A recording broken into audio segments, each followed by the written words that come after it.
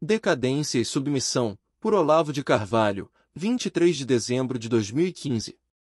Não lembro quem disse, mas, no fim das contas, um romance nada mais é que uma vida, a biografia de um personagem imaginário. Não necessariamente uma biografia completa, do berço ao túmulo, mas um apanhado dos episódios essenciais que marcam a figura de um destino individual de tal modo a fazer dele um símbolo, um modelo aproximativo de muitos destinos possíveis. Em Mission, de Michel Houellebecq, Paris, Flammarion, 2015, romance de sucesso mundial já traduzido no Brasil, a vida do personagem corre paralela à do seu país natal, num roteiro de decadência inelutável que desemboca na submissão quase simultânea de ambos ao islamismo. O paralelo é realçado pelos nomes, François France. Submissão, em vez de conversão, é a palavra correta.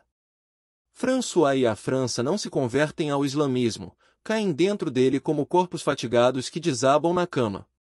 A história transcorre no ano de 2022, numa eleição nebulosa em que o Front Nacional ganha o voto majoritário no primeiro turno, 34%, tendo como principal concorrente a Fraternidade Muçulmana que, transformada em partido político, supera em votação os socialistas e a moribunda direita gaulista.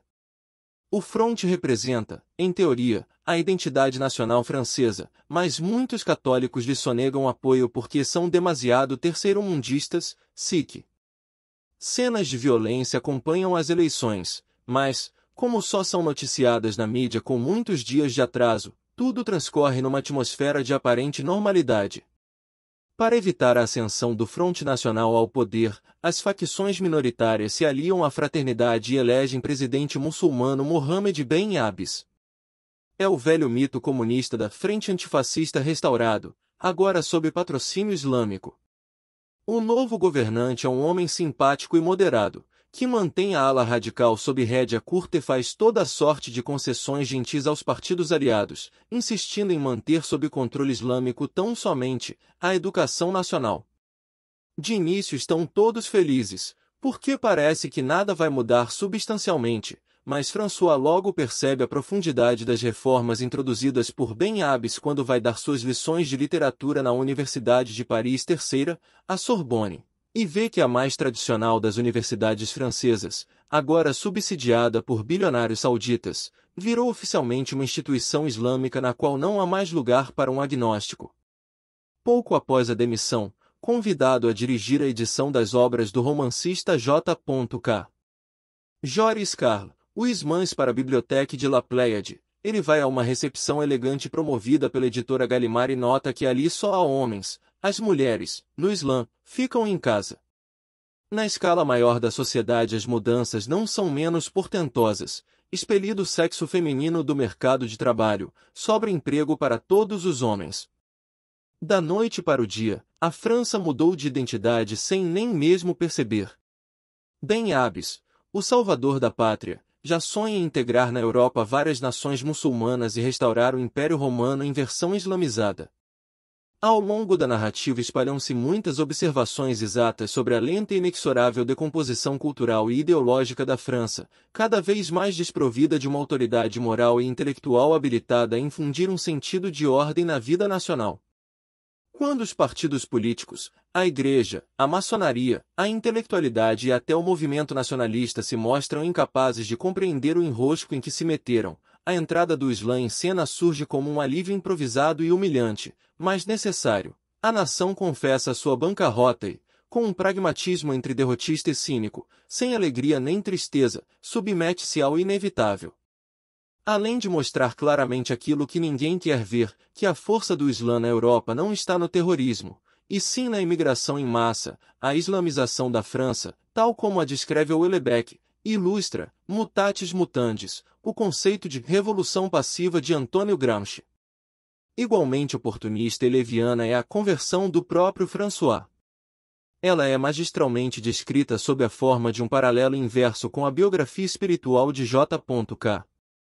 Huysmans. François é autor de uma tese universitária sobre o romancista de La Base, com a qual granjeou algum prestígio acadêmico. Huysmans, na juventude, envolveu-se em ocultismo e satanismo e, através de uma longa e atormentada crise espiritual, acabou se convertendo ao catolicismo, encerrando seus dias como oblata de uma ordem religiosa. Nada de semelhante se passa com François. Sua aproximação com o Islã é tranquila e sem dramas. Não tem, de fato, nenhuma profundidade espiritual. Mesmo a doutrinação que recebe é rala e brevíssima. Limitasse a leitura de um livreto de Robert Rediger, belga islamizado e discípulo de René Guénon, cuja ascensão na política francesa lhe permite viver com suas várias esposas, uma das quais de apenas 15 anos, num casarão elegantíssimo outrora pertencente ao crítico Jean Paulhan, precursor do desconstrucionismo, portanto um dos pais da decomposição cultural, discursando sobre as virtudes do Islã, contra o mandamento corânico expresso, bebendo vinho na maior tranquilidade, um hábito que, nos anos 80 notei ser muito comum entre intelectuais perennialistas e islamizados. Os argumentos com que Rediger muda a cabeça de François são de uma leviandade a toda a prova. Consistem de 1. Uma promessa de reintegrá-lo no corpo docente da Sorbonne. 2. Uma apologia do intelligent design em termos genéricos que serviriam para qualquer religião. 3. Um discurso sobre as belezas da poligamia do ponto de vista darwiniano. Condena os fracos e pobres ao celibato e oferece aos homens de prestígio, como por exemplo um professor universitário, o acesso fácil a mulheres. Para o quarentão François, é uma oferta irrecusável.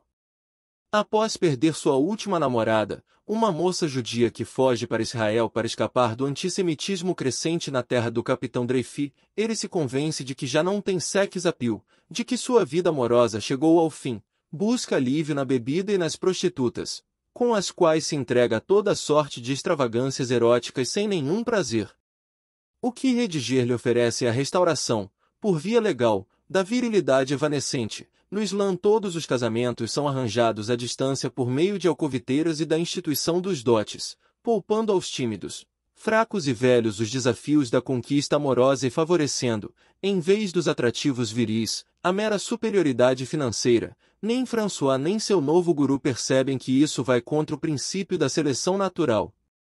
Tal como a aliança da direita e da esquerda com a fraternidade muçulmana, a conversão de François é um arranjo de ocasião, improvisado sem qualquer exame de suas implicações morais e existenciais de longo prazo. François apenas contempla as mocinhas tímidas, mudas e indefesas que se substituíram às ousadas feministas da época pré-islâmica, e conclui, com uma espécie de cinismo inconsciente: não terei nada a lamentar. No meio da narrativa, François, instigado por um amigo, faz uma visita à abadia de Rocamadour, imponente monumento da arquitetura medieval e foco de peregrinação tradicional onde se dera a conversão de J.K. Huysmans ao catolicismo.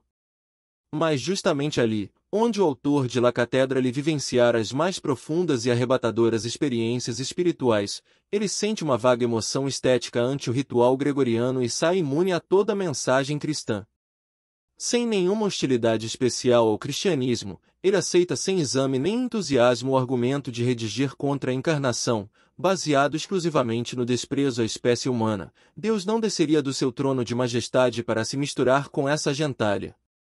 É impossível enxergar em Soulmission o menor elemento autobiográfico. Ou Houellebecq jamais frequentou uma universidade, teve de documentar-se para descrever a vida na Sorbonne, e, com toda a evidência, não se identifica com o personagem central, cujo merecido desprezo por si mesmo transparece a cada linha da narração na primeira pessoa.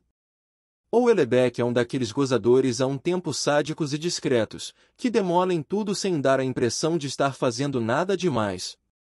O duplo paralelismo, direto com o do destino nacional francês, inverso com a vida de J.K. Huysmans, é a chave da sutil estrutura narrativa de Soulmission. Desaparecida do horizonte mental qualquer referência exceto museológica à experiência cristã, esfarelada a consciência entre mil e um artificialismos culturais e ideológicos. Do desconstrucionismo ao darwinismo cínico da novela Droit, a alma da nação e a do indivíduo caem juntas no leito cômodo do fato consumado.